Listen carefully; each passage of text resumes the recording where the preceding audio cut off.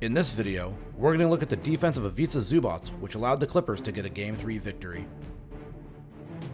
Clippers are finally back home. They're down 2-0 to Phoenix. They desperately need a win in this series to give themselves any fighting chance. And the biggest plays in this game were made defensively by Ivica Zubac, who turned in an outstanding performance overall. The number one job of a center in pick and roll defense is to allow the player who's going over the top of the screen to come back in to affect the play. High screen by Ayton. Paul's going to lose the ball and re-corral it, and they're going to re-screen on the other side, and Phoenix loves their high screen and rolls. Look at how high up Zoo is on the floor. This is going to be because he can meet Paul on the snake. As Paul snakes across, Zubac is going to reach in. This is going to allow Man to get back into the play. Zoo protects against the roll by Ayton. Man gives a decent contest. Chris misses the jumper, and this is solid defense. A good thing that Zoo does is he's able to absorb the contact by smaller guards penetrating to the rim and still get a hand on the ball. As we see the screen being set by Ayton for Cam Payne to get downhill, look where Zubac is. He's able to meet Payne on the drive. So when we roll it forward and Payne gets downhill, Zubac is right there to meet him body to body. Payne goes up, Zubac gets a fingertip on the ball, it's a block, and they force the ball out of bounds. Zoo's also pretty comfortable switching onto smaller guards because he trusts his length to kind of like impact the shot.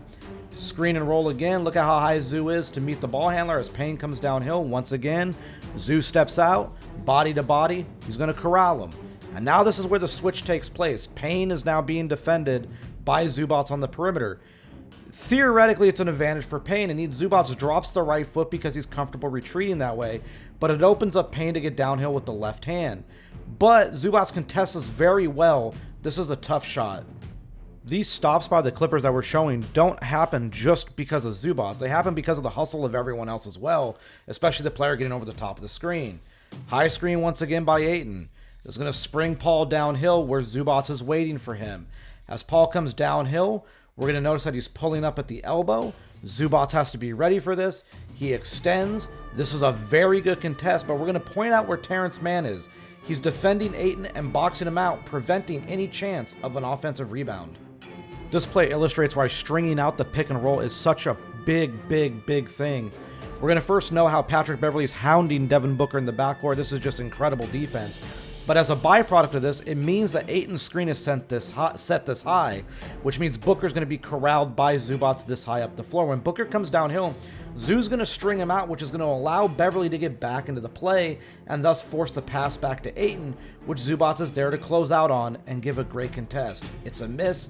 The Clippers get the stop, and this is good stuff. While some of these shots that are missed by Phoenix will be made in the following games, the process still matters here defensively. High screen and roll. Look how high Zoo is to meet Paul, especially when Paul snakes across. And as we freeze it here, look at Man trying to already box out Ayton. Great contest by Zoo on this jumper. It's yet another miss, and the Clippers are kind of rolling defensively at this point. This is the best defensive play by Zoo in the game, by far, hands down, bar none. As we freeze it here, we're going to notice that Beverley's in top lock against Devin Booker, denying him the ball.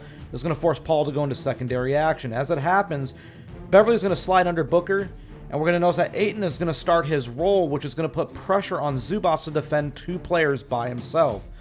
As Paul comes downhill, Zubac is already retreating, and as Paul lobs it up to Ayton, Zubac retreats very well, gets a hand of the passing lane, and forces the turnover. Final play that we're going to look at, it's going to be yet another mid-range pull-up by Chris Paul against Zubac. And yes, Chris will make these at a high level. He's one of the greatest mid-range shooters in the history of basketball. But just having Zubac contest these is a big deal, and it does matter on these plays. High screen by Ayton. George is going to try to get over the top of it. Look where Zubac is anchored above the nail to meet Chris.